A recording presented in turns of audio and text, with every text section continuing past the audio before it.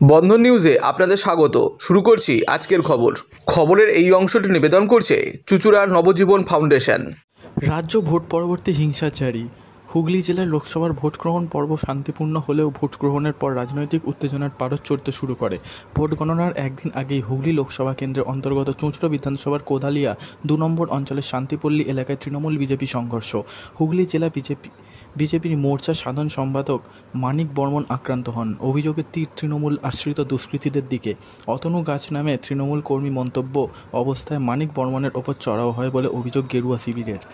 আক্রান্ত বিজেপি নেতা মানিক বর্মনকে উদ্ধার করে চুঁচুড়া হাসপাতালে নিয়ে যায় বিজেপি কর্মী সমর্থকরা। এরপর বিজেপি যুব মোর্চার সভাপতি রাজীব ঘরামির নেতৃত্বে বিজেপি কর্মসমর্থকরা অভিযুক্ত তৃণমূল কর্মীর বাড়িতে চড়াও হয়। খবর পেয়ে ঘটনাস্থলে এসে পরিস্থিতি নিয়ন্ত্রণে আনে চুঁচুড়া থানার পুলিশ। হুগলি জেলা বিজেপির তফসিলি মোর্চার সাধারণ সম্পাদক মানিক বর্মন।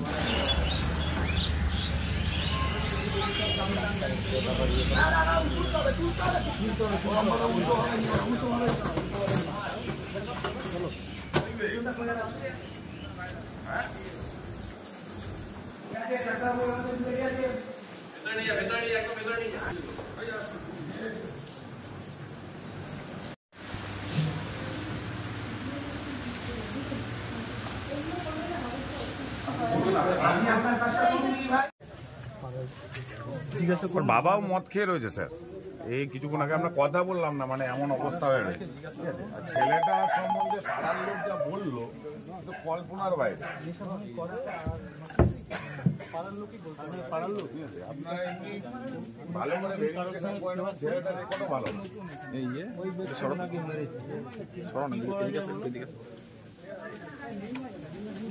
ভদ্রলোকের উপরে টর্চার করে কি করা যায়? এই মুহূর্তে মদ খেয়েই রয়েছে।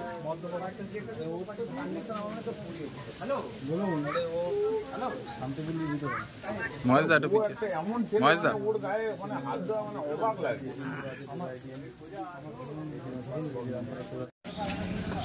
কি হয়েছিল আজ? আমাদের এসসি মোর্চার সাধারণ সম্পাদক মানিক বর্মন ওরূপে ধীরেন বর্মন, তিনি কৃষ্ণপুর শান্তিপল্লীর বাসিন্দা, একজন পেশায় একজন শিক্ষক মানুষ, অতি ভদ্রলোক। যারা আজকে আপনারা ওখানে পাড়ায় গিয়েছিলেন তারাও দেখতে পেয়েছেন পাড়া থেকে তারা কী ফিডব্যাক করেছে। কিন্তু এখানে একজন মদ্যপ ব্যক্তি এলাকায় তাকে দুষ্কৃতী বলে চেনে, তাকে দিয়ে বর্তমান শাসক দল, যেহেতু উনি এসসি মোর্চার সাধারণ সম্পাদক, তাই বারংবার ওনাকে হামলা করার একটা প্রয়াস করছে। এর আগেও যেটা হয়েছে, কিন্তু আজকে এই হামলা মাত্রা ছাড়িয়ে বিমাত্রায় চলে গেছে, যার জন্য আজকে প্রায় ওনাকে প্রাণে মারার প্রয়াস তারা করেছে। যার জন্য আমরা খবর পাই এবং আমরা ঘটনাস্থলে আসি এবং এসে তাকে আমরা রেস্কিউ করে হসপিটালে নিয়ে আসি। তার আগে আমরা যে এই ধরনের কাজ ঘটিয়েছে তাকে আমরা খুঁজতেও গিয়েছিলাম। পুলিশ প্রশাসন আসেন, আমাদের আশ্বস্ত করেন তারা বিষয়টা হস্তক্ষেপ করবেন। তাই আমরা এখন হসপিটালে রয়েছি, হসপিটাল থেকে আমরা আবার থানায় যাব। তার সঠিক যাতে আইনি সহযোগিতা তিনি পান সেই ব্যবস্থা যেন আবার থানায়। আমার নাম রাজীব ঘরামি, সভাপতি ভারতীয় জনতা যুব মোর্চা হুগলি সাংগঠনিক। এখনও আজকেও ছাড়বে না, হয়তো এখনও 1-2 দিন থাকবে। তো ডাক্তারবাবু যেটা বুঝবেন বুঝেই কাজ করবেন। কোথায় কোথায় আঘাত লেগেছে? মুখে মেরেছে, ঘাড়ে মেরেছে, মারার পর অজ্ঞান হয়ে গেছে। তো এখন হসপিটালে ভর্তি আছে, দেখা যাক। দাদা, আপনাদের একজন বিজেপি কর্মী আহত হয়েছেন, কি বলবেন এই বিষয়টা নিয়ে? আগামীকাল আমাদের কাউন্টিং নির্বাচন হয়ে গেছে, তো তার আগে তৃণমূলের একটু সন্ত্রাস করার ইচ্ছা থাকে, এটা আগাগোড়াই। সেক্ষেত্রে ওরা ভেবেছিল যে এইটা দিয়ে হয়তো আমাদের একটা ভয় দিয়ে দেবে আমাদের কর্মীদের, কিন্তু সেটা সম্ভব নয়। আর যাকে মারা হয়েছে সে খুব নর্মাল প্রকৃতির ছেলে, খুবই ভালো ছেলে। তো সেই জায়গায় দাঁড়িয়ে তাকে মেরেছে, এটা তো আমাদের কার্যকর্তারা মেনে নেবে না। ভোট হয়েছে শান্তিপূর্ণ এবং গণনাও শান্তিপূর্ণ হোক, এটাই আমি কামনা করি। কিন্তু সেক্ষেত্রে তার আগে আমাদের কার্যকর্তার উপরে হামলা, এটা খুব নিন্দনীয় বিষয়, এটা ভালো কিছু হয়নি। তো যাই হোক, ছেলেকে অ্যারেস্ট করেছে, তার জন্য প্রশাসনকে ধন্যবাদ। আশা করি শান্তি থাকবে। কোথায় কোথায় অভিযোগ জানাবেন এই বিষয়ে? আমরা যেখানে থানায় জানিয়েছি, যেটুকু জানানো সেটা জানানো হয়েছে, অসুবিধা নেই। তো সেক্ষেত্রে প্রশাসন তার ভূমিকা পালন করেছে। নির্বাচন কমিশনকে জানান এই বিষয়ে? হ্যাঁ, অবশ্যই। সাংসদ কোনো পদক্ষেপ নেবে? সাংসদের মারফতেই সাংসদ এসেছিলেন, তিনি দেখে গেছেন। আর সেক্ষেত্রে আমরা এলাম, এসে সাংসদের মাধ্যমেই আমরা থানায় কমপ্লেন করেছি এবং তিনি বলেছেন যেভাবে সেইভাবে গাইডলাইন অনুযায়ী আমাদের সুরেশদা আছে জেনারেল সেক্রেটারি, আরও মনোজিৎ যারা ছিল, ছতু, সবাই এসে কমপ্লেন লেটার করেছে। মাদকাসক্ত যুবকদের জীবনের মূল স্রোতে ফিরিয়ে আনছে চুঁচুড়া নবজীবন ফাউন্ডেশন। আজ থেকে 7 বছর আগে পথ চলা শুরু হয়েছিল এই সংস্থার। হুগলি জেলা থেকে শুরু হয়েছিল নবজীবন ফাউন্ডেশনের কাজ। আজ গোটা উত্তর পূর্ব ভারতে ছড়িয়ে পড়েছে তার ব্যাপ্তি। জেলা ও রাজ্যের হাজার হাজার মাদকাসক্ত যুবকদের মানসিক ও শারীরিক চিকিৎসার মধ্যে দিয়ে সুস্থ জীবনের পথে ফিরিয়ে আনছে নবজীবন ফাউন্ডেশন। কী করে এই সংস্থাকে তিল তিল করে গড়ে তুলছেন বন্ধন নিউজ এর ক্যামেরার সামনে, সে কথা বললেন সংস্থার কর্ণধার চন্দন দাস। দেখি ওটার মধ্যে কি আছে, বা পাড়ার বড় দাদারা করছে, আমিও একটুখানি করি, ফিলিংসটা কি সেটা দেখতে যাই। এবং একটা সার্টেন টাইমের পর কি হয়, সেটা ফ্রিকোয়েন্সিটা তখন অনেক বেশি থাকে, গ্যাপ থাকে যখন শুরু করে। পরবর্তীকালে যখন নির্ভরশীল হয়ে পড়ে সেই একটা সাবস্টেন্সের উপর, তখন সেটা থেকে বেরোনোর জন্য সে নানা রকম চেষ্টা করে, কিন্তু তার ওয়ে আউটটা জানা নেই যে কোন রাস্তা দিয়ে গেলে নেশা থেকেও বিরত থেকে সুস্থ স্বাভাবিক জীবনযাপন করা যায়। তো আমি ভাবলাম যে শুধুমাত্র আমি সুস্থ স্বাভাবিক জীবনযাপন করলাম, আমার জীবনের সার্বিক উন্নতি হলো, বা আমার যেসব এম বা আমি জীবনে যে জিনিসগুলো করতে পারিনি সেগুলো আমি ফুলফিল করলাম, তাহলে তো শুধু আমার কথাই ভাবা হলো। তাহলে আমি এরকম কিছু কাজ করি যাতে আমার মতো আরও 5 জন আমার দ্বারা উপকৃত হয়। এবং একটা সার্টেন টাইমের পর যখন মানুষ চায় যে ফিরতে, অথচ তার কাছে রাস্তা থাকে না, তখন এই একটা WHO ওয়ার্ল্ড হেলথ অর্গানাইজেশন একটা প্রসিডিওর বার করেছে।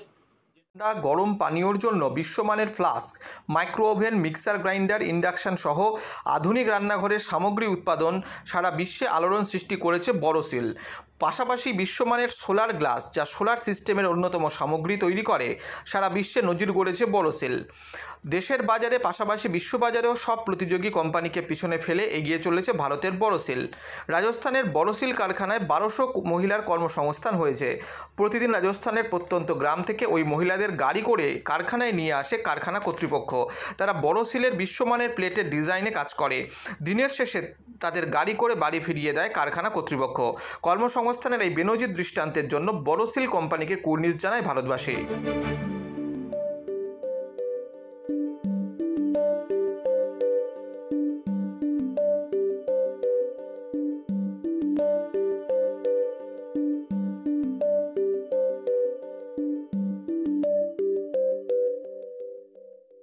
At Borosil, our products touch our customers' lives in many ways. Our philosophy is simple: understand the evolving needs of our customers and deliver solutions to meet them.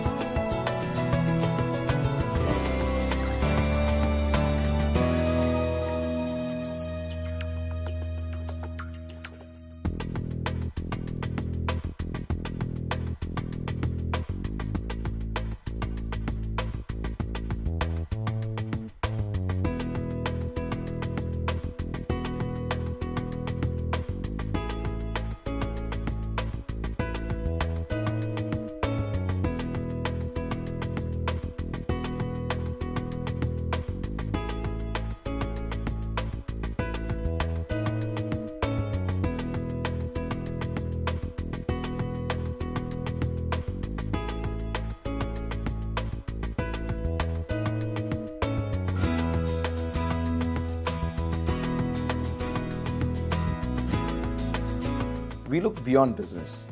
We promote green energy as well as provide healthcare and education for the underprivileged. In fact, this has been our heritage at Borosil.